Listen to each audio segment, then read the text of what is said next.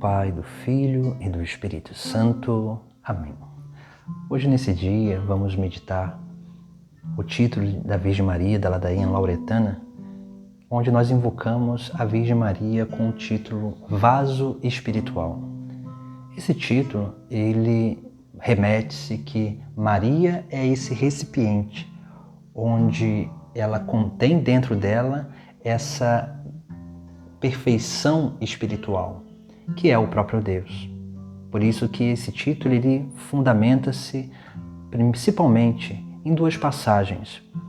A primeira passagem é da segunda carta aos Coríntios, no capítulo 4, versículo 7, onde São Paulo vai dizer: Ora, trazemos esse tesouro em vasos de barro, para que todos reconheçam que este poder extraordinário vem de Deus e não de nós. Veja que São Paulo aqui ele está falando da graça divina. E nós que fomos criados do barro somos esse vaso de barro, esse vaso que contém a própria graça de Deus.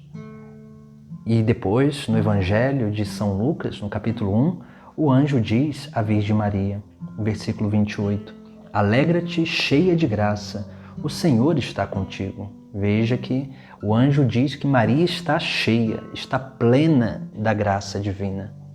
Então Maria é esse vaso espiritual, porque aquela que está plena, cheia, não há espaço para nada mais do que a graça divina.